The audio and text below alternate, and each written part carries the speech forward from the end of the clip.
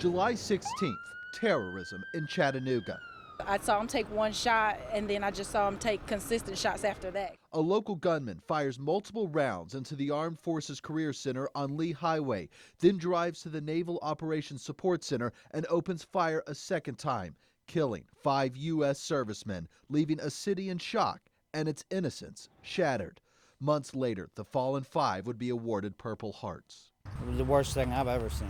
Just weeks before that, 6 people were killed in a crash on I-75 at the Ottawa construction. A semi-truck driver who police say was on meth never slowed down and slammed into 8 cars, killing 6. I would like to offer a sincere apology. Cheating scandal for the world's largest automaker and questions about its future in the city.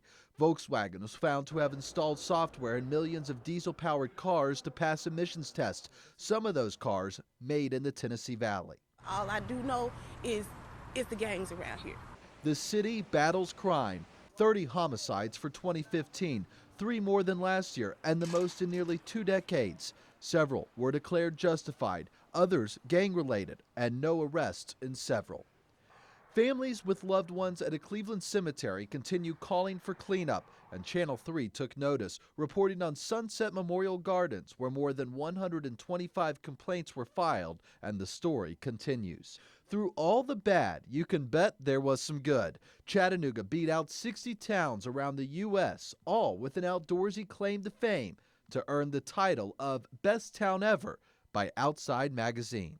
It's also Ironman Capital of the World, as Chattanooga was selected to host the 2017 Ironman 70.3 World Championship Triathlon. The 2-day event is in addition to the city already hosting the Ironman in the fall and the Ironman 70.3 in the spring. Sir, East Lake Courts is not your hood. It's the soundbite heard around the world. Hamilton County Judge Lila Statham laid into a known gang member who claimed East Lake was his territory. Statham said it's the taxpayers who own East Lake. The union won at Volkswagen. Skilled trade workers at Chattanooga's VW plant voted yes to representation by United Auto Workers. The skilled trade workers held the election after hourly workers voted against representation last year.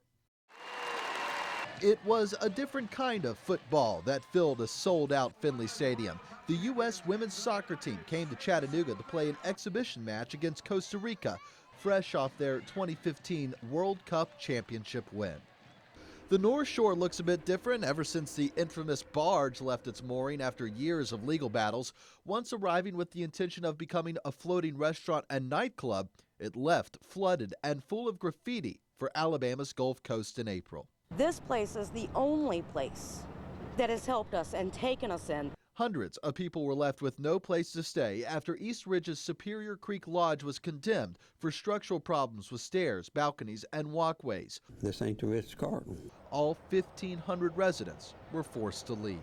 The relationship between the citizens and the police department is kind of on a fine line right now. In Cleveland, a series of scandals led to a flurry of leadership changes at the Cleveland Police Department. Police Chief Mark Gibson, who served as interim chief, fired 3 officers by the end of his first week as top cop. Christmas Day brought record floods and record warmth. Storms dumped more than 4 inches of rain on the region. The old record from the 70s was a little more than 2 inches. The rain was to blame for several deaths in both Tennessee and Georgia. Jordan Smith, Team Adams! And the world now knows Lee University singer Jordan Smith, crowned winner of NBC's The Voice.